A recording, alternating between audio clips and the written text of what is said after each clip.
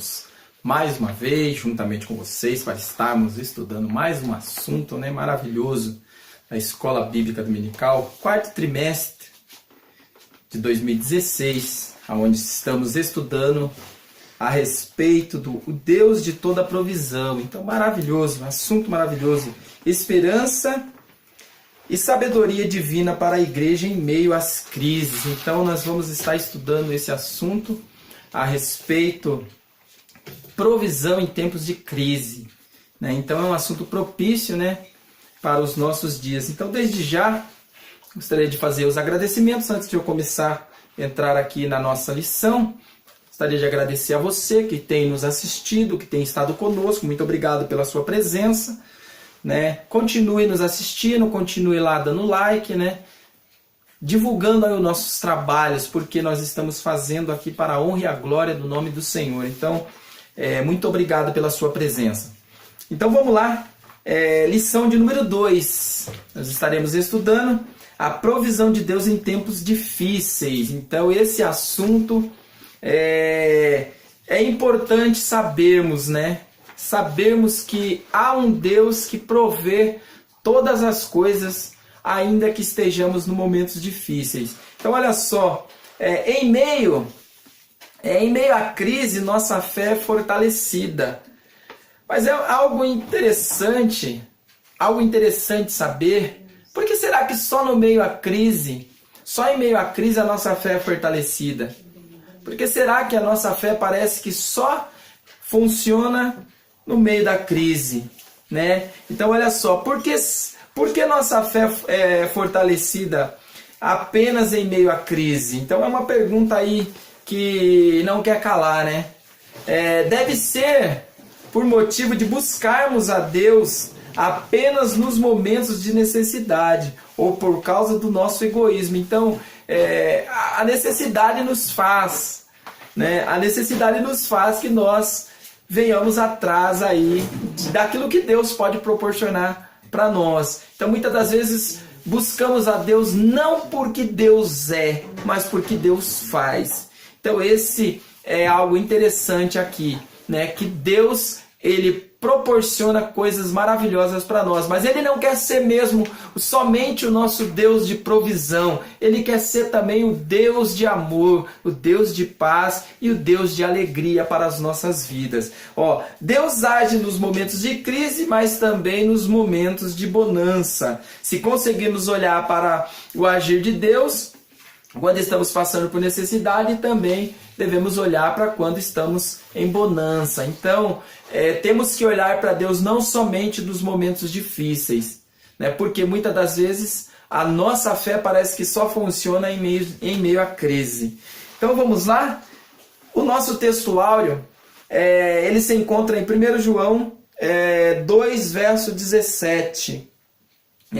Carta do apóstolo João, capítulo 2, verso de número 17, que diz assim, E o mundo passa, e a sua concupiscência, mas aquele que faz a vontade de Deus permanece para sempre. Então é maravilhoso saber que Cristo, né, ele nos deixou bem claro, né, através dos seus apóstolos, que tudo passa, né? O mundo passa com a sua concupiscência, mas a palavra de Deus, ela permanece firme em nossas vidas, em nossos corações. A verdade prática nos diz assim, a igreja de Jesus Cristo é o farol para o mundo em trevas e decaído. Então, a igreja de Jesus Cristo, ela tem que se portar como luz. Ela tem que ser a luz para esse mundo. Então o mundo, ele tem que ver a igreja como a luz para que eles possam sair das trevas, né? A própria Salmos nos diz, né, que lâmpada para os meus pés é a tua palavra e luz para os meus caminhos. Então a palavra de Deus, ela é lâmpada para os nossos pés e luz para os nossos caminhos. Então nós temos que ter essa finalidade, né, de ser luz para as pessoas, de levar essa luz para aqueles que estão necessitados de luz. Vamos lá. A leitura bíblica em classe se encontra em Êxodo, capítulo 16, verso de 1 a 15, aonde ele vai falar a respeito disso. E partidos de Elim, toda a congregação dos filhos de Israel veio ao deserto de Sim, que está entre Elim e Sinai, aos 15 dias do mês, segundo depois que saíram da terra do Egito. E toda a congregação dos filhos de Israel murmurou contra Moisés e contra Arão no deserto. E os filhos de Israel disseram-lhes: quem dera que nos morrêssemos por mãos do Senhor na terra do Egito, quando estávamos sentados junto às panelas de carne, quando comíamos pão até fartar, porque nos tendes tirado para este deserto, para matar-nos de fome a toda essa multidão. Então disse o Senhor a Moisés: eis que vos farei chover pão dos céus, e o povo sairá e colherá cada dia a porção para cada dia, para que eu veja se anda em minha lei ou não. Não vou continuar a leitura, porque é uma leitura extensa, mas aqui ele vai falar a respeito da saída, né? De quando o povo de Israel saiu do Egito após o cativeiro. Após ali o cativo, né? Que eles passaram ali no Egito por um longo período de tempo, né? Eles foram libertos ali e foram para o deserto agora.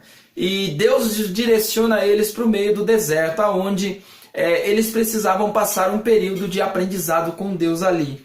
Só que nesse período, né, Deus proveu tantas coisas para Israel, Deus proveu tantas coisas que nós vamos aqui, né, entrar aqui, nós vamos compreender isso. Mas só para ficar bem claro, né, Deus ele proveu a nuvem, né, que dava ali, trazia o frescor do dia para Israel, para o povo de Israel ali, para o povo que saiu do Egito, e depois, durante a noite, Deus proviu uma coluna de fogo, aonde eles conseguiam caminhar durante a noite. Então é maravilhoso saber, mas o povo ainda não estava satisfeito. Mas nós vamos entrar aqui, nós vamos compreender aqui. A introdução diz assim: estamos vivendo em um mundo em crise, mas o reino de Deus não está em crise.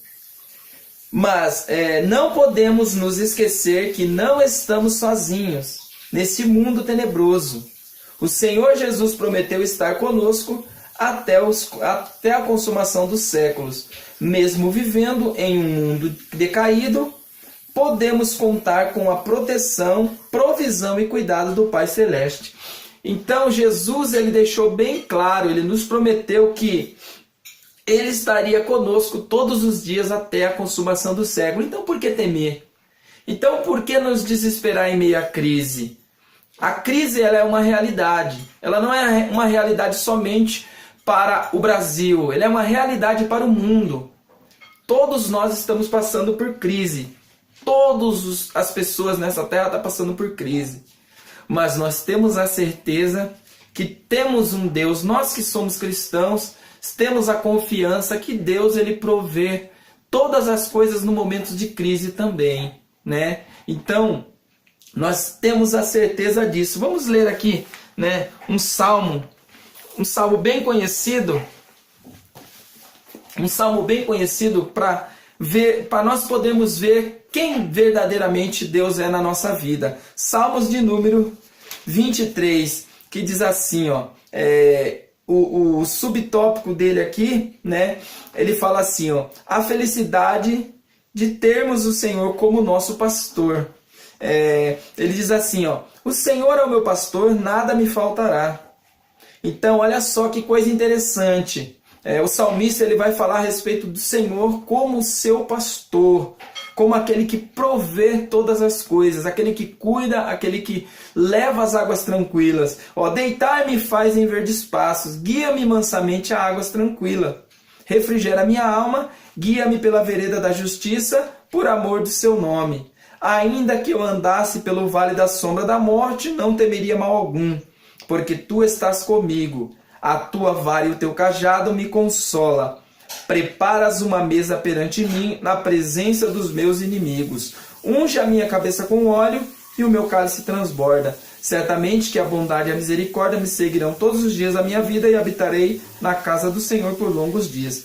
Então olha só, né? O verso de número 5, ele fala assim, ó, prepara uma mesa perante mim na presença dos meus inimigos. Então Deus, ele prepara, né? Ele prepara uma mesa, ele prepara um banquete em meio às perseguições. Deus, ele provê todas as coisas em meio à dificuldade, em meio à perseguição, em meio às lutas. Deus, ele tem provido para os seus filhos. Então, para que temer? Por que temer?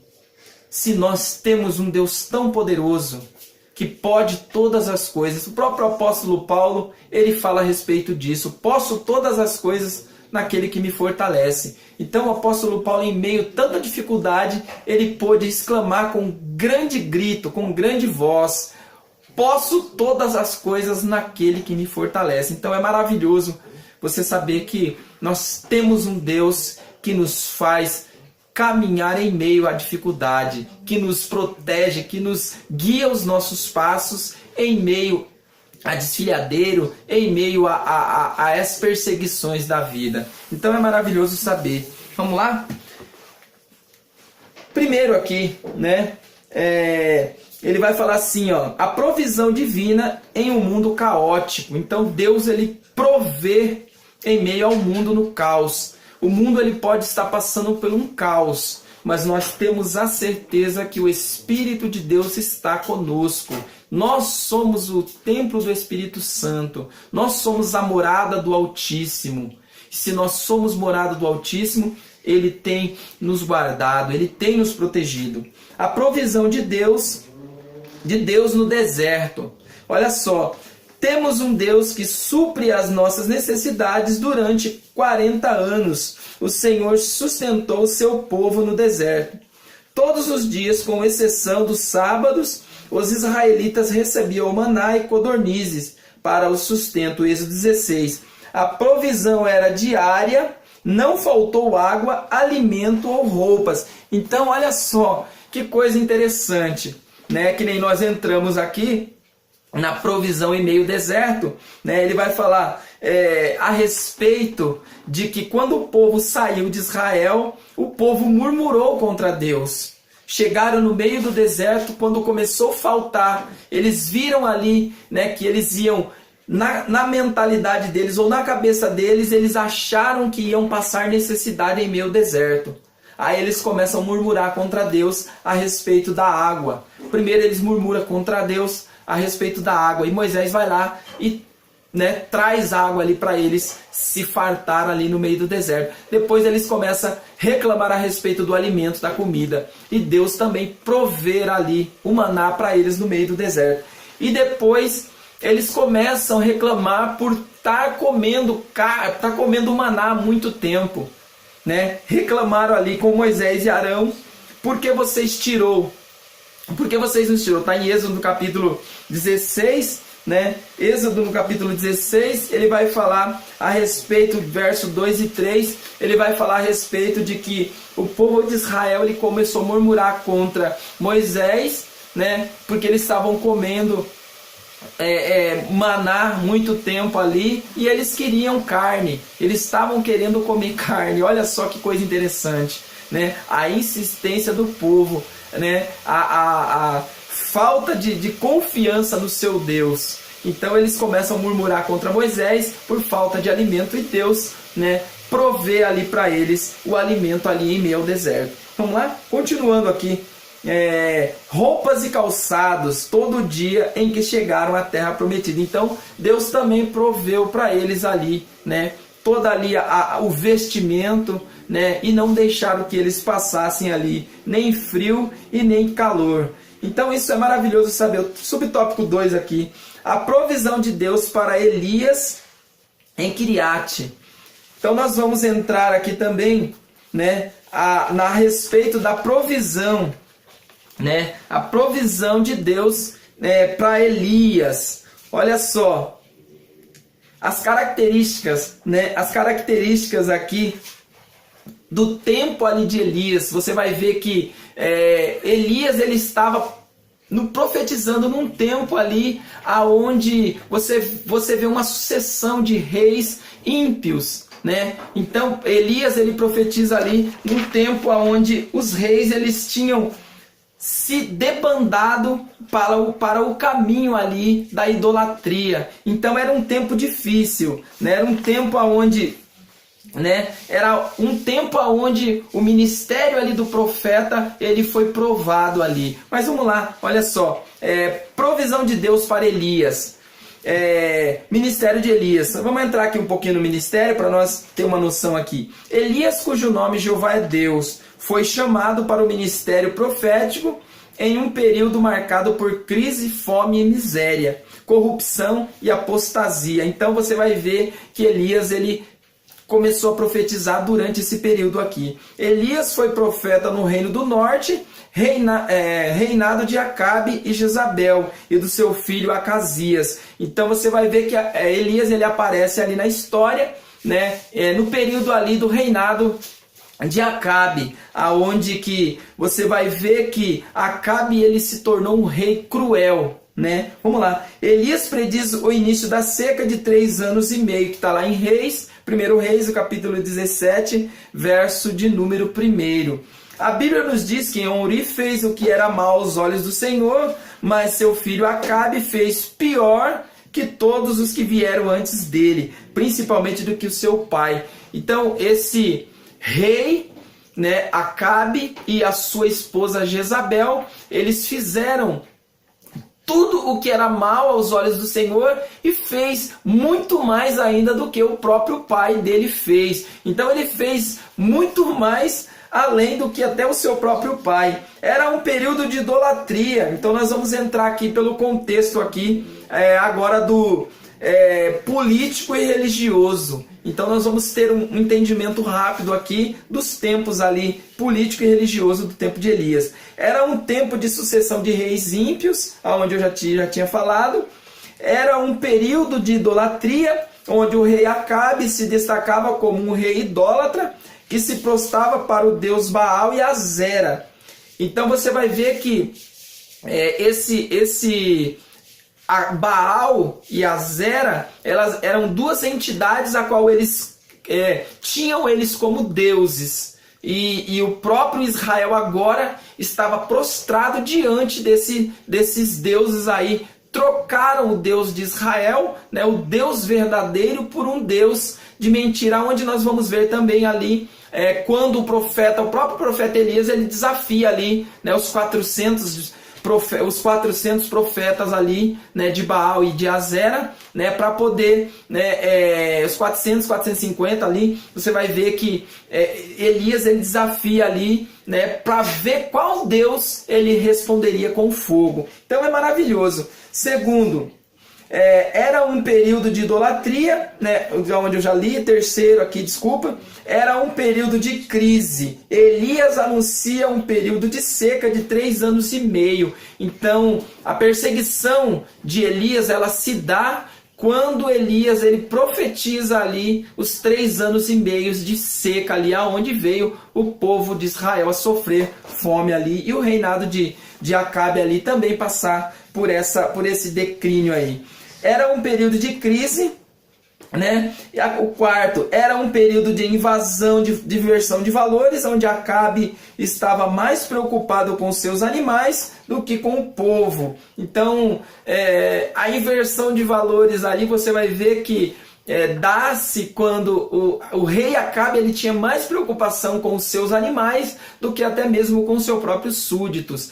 Então ele manda que os seus servos ali vá buscar água, né, para tratar ou para alimentar, né, para matar a sede e alimentar os seus animais, enquanto o povo ali estava passando por necessidade, fome, sede. E aí você vai ver dentro de tudo isso aí. Era um período de perseguição aos profetas, onde Elias teve que fugir para o ribeiro de Querite, aonde nós vamos entrar aqui no subtópico 2 aqui. É a provisão de Deus para Elias em Querite. Aí ele fala, Elias bebia água e comia comida que os corvos lhe traziam. Então, dentro da perseguição, Deus manda que Elias, né, vai aí para esse ribeiro e fica ali por um tempo. Aí ali ele estava bebendo água, sendo alimentado por corvo, e chega um período que esse ribeiro seca. Só que aí o que acontece? Aí Deus manda que Elias agora desça, né, para a provisão para Sarepta, né? Que aí vem a provisão de Deus para Elias em Sarepta. Aí Elias ele desce para casa para onde ele encontra, né, ali essa viúva, e vai ali e ela prontamente traz pão e água para alimentar o profeta, onde nós sabemos que aí acontece o grande milagre ali, né, que Deus faz ali na vida daquela mulher ali. E vamos lá, mais para frente, nós vamos ver aqui no 6 aqui, ó, era um período de abuso de poder, onde Acabe e Jezabel tenta roubar a vinha de Nabote. Então eu acho interessante essa passagem, né, que você vai ver que Acabe ele tinha tudo na sua mão, tinha o poder, tinha tudo, só que ele olha ali a pequena vinha daquele Nabote ali, né, e ele deseja aquela vinha. Então olha só que coisa interessante, aquele rei ele tinha o poder nas suas mãos, ele tinha tudo diante dos seus olhos, mas ele olha ali aquela pequena vinha e ele deseja aquela vinha. Então parece que muitas das vezes as coisas que estão mais impossíveis ou está mais, né, longe dos nossos olhos, parece que é aquilo que nos atrai. Então devemos ter cuidado com isso, né? Não ficar de olho naquilo que é do nosso próximo. Então muitas pessoas têm perecido por quê? Por causa da inveja. Então a inveja ela é algo maligno, né? Ela é algo que traz essa perdição para aquele que é invejoso. Eu tive lendo um livro a respeito da inveja, né? E ele fala a respeito desse detalhe também, né? De Acabe, quando ele deseja ali, né, aquela vinha ali por causa da inveja, que ele olha, parece que o terreno do vizinho, né, o terreno do vizinho é sempre melhor do que o nosso. Então muitas das vezes invejamos as coisas dos outros por achar que é melhor do que a nossa. Vamos lá, seguindo aqui, no subtópico 2, correndo aqui para nós terminarmos, né, um mundo caótico. Então, vamos tratar aqui a respeito do caos que o mundo tem vivido, né? A sociedade, né, mundial, ela está passando por um período de caos, aonde está instalado tantas coisas, né? Principalmente no Brasil, a política, né? Tantas coisas, tantas crenças, tantas bagunças na sociedade aí tem feito com que esse mundo tenha virado um caos, né? Estamos vendo aí muitas coisas acontecendo aí, tentando abafar ou tirar a fé, né, do povo de Deus, tentando matar aí a nossa fé. Mas nós cremos que Deus ele é poderoso para cada dia nos dar força para propagar ainda mais o seu evangelho. Estamos vivendo num tempo de crise, mas olha só, ele fala aqui, ó, ele fala que o mundo está em crise, mas o reino de Deus ele não está em crise, né? O mundo está em crise, mas o reino de Deus não está em crise. Nós podemos até estar passando por crise, mas nós temos a certeza que Deus ele é a nossa provisão em tempos de crise. Então olha só, o mundo jaz no maligno, né? João, o apóstolo de Jesus Cristo, declarou qual é a situação deste mundo. A sociedade centrada, ela está centrada nos bens materiais, né? A sociedade ela está centralizada em tudo aquilo que é material. Por quê? Porque a ganância do homem ela tem trazido esse caos ao mundo. O homem parece que ele quer cada dia mais ajuntar tesouro nessa terra, mas o próprio Jesus disse, né, para não ajuntarmos tesouros nesta terra. Por quê? Porque nós sabemos que o maior tesouro está guardado lá no céu para nós. Um mundo globalizado. Então a globalização nós sabemos que ela é um benefício, só que também ela traz um malefício. E E um dos acontecimentos importantes aqui da globalização é saber que muitas coisas, tanto a internet, né, ela é um sentido aí, ela dá um sentido de globalização. Por quê? Porque nós sabemos que através disso, né, ela nos dá a oportunidade de estar levando a palavra ao mundo inteiro. Então, através desse mecanismo aí, né, que nós estamos utilizando, ela traz essa oportunidade de estarmos globalizados, estarmos levando essa palavra ao mundo inteiro.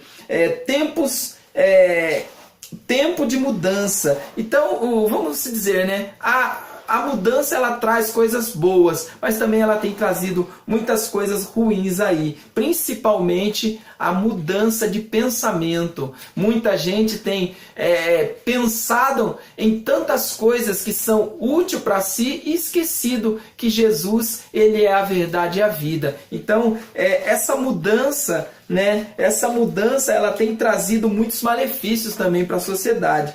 Aí, para nós entrarmos aqui pro tópico 3 aqui, né, para nós já estarmos encerrando, ele vai falar assim, ó, o subtópico 3, ele vai falar assim, ó, as características do mundo atual. Então nós estamos vivendo no mundo atual, né, atualizado, né, que muitas coisas têm feito com que a própria fé de muitas pessoas tem caído em descrédito. Muitas pessoas têm descredibilizado até a sua própria fé por causa desses detalhes, por causa desse mundo atual, né? Que o mais importante é o ter, né? É o ter do que o próprio ser. Então, olha só, uma sociedade centrada no homem. Então, essa é uma das características do mundo atualizado. O homem é o centro de tudo, né? Então, olha só, a sociedade centrada no homem. Hoje vemos a sociedade dando mais importância à sua própria vontade do que na vontade de Deus.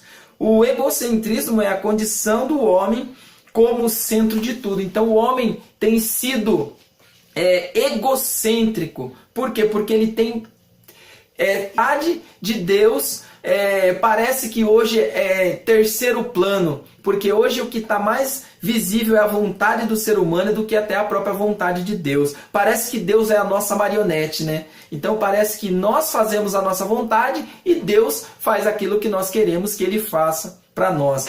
Segundo aqui, a sociedade relativista. Esse é um perigo. Onde a base, o relativismo tudo o que é certo para um, para o outro pode não ser. Então o relativismo ele prega essa doutrina. Aquilo que é certo para você, para mim pode ser errado. Para mim é errado. E aquilo que é errado para você, para mim é certo. Então essa inversão aí de valores, né? Estamos vendo a Cabe aqui, né? Novamente trazendo a vista aqui. O relativismo prega que não há verdade absoluta e que a verdade depende do ponto de vista de cada indivíduo. Jesus disse, eu sou o caminho, a verdade e a vida, e ninguém vai ao Pai a não ser por mim, que está lá em João, capítulo 14, verso 6. Então Jesus é o caminho, a verdade e a vida. A verdade é Jesus. Ainda que esse relativismo ele esteja aí aflorado aí na humanidade ou nesse mundo, mas nós que estamos na presença de Deus sabemos que Jesus ele é a verdade. Ele é o caminho, a verdade e a vida. Terceiro, para nós encerrarmos e irmos aqui, quer dizer, para nós irmos para a conclusão e encerrarmos. Terceiro, uma sociedade secularizada.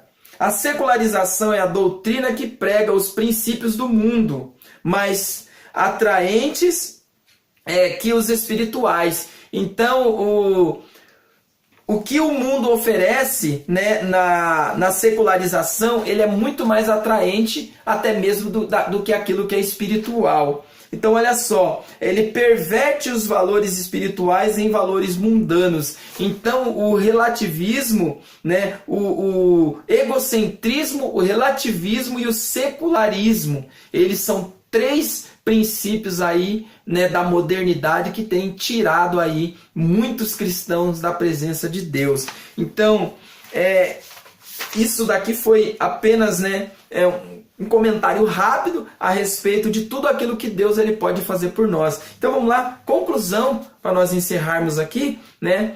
Mesmo vivendo em um mundo em crise, podemos contar com a provisão de Deus. Vivemos neste mundo, mas não podemos concordar com a sua maneira de pensar. Romanos 12, verso 2. Temos que priorizar e manter sempre o fundamento do evangelho que recebemos. Então, o fundamento do evangelho, ele é a base de tudo. Então não devemos perder aí esses fundamentos. Por quê? Porque ele é a verdade. O evangelho, os fundamentos, as bases ali, até o próprio Jesus, ele fala para Pedro, né? E sobre esta pedra edificarei a minha igreja. Sobre isso que você está dizendo, Pedro, que eu sou o filho do homem. Sobre essa sua afirmação, eu edificarei a minha igreja. E as portas do inferno não prevalecerão contra ela. Então é maravilhoso saber que nós temos um Deus que provê todas as coisas em um tempo de crise. Então, desde já eu quero agradecer, né, a você que tem nos assistido. Continue conosco, continue lá, dê o like, assista a nós lá, continue nos assistindo, continue compartilhando, inscreve no nosso canal, por favor. Né, você é um convidado a ser participante desse trabalho. Então eu vou orar por você para estar apresentando a tua vida e a minha a Jesus Cristo. Senhor Jesus, nós te louvamos, te agradecemos por mais essa oportunidade. Continue nos abençoando, nos dando graça, Senhor. Eu te agradeço por essa oportunidade de estarmos aqui juntamente com todas essas pessoas que têm nos acompanhado. Amém. Deus abençoe a todos. Dê o like,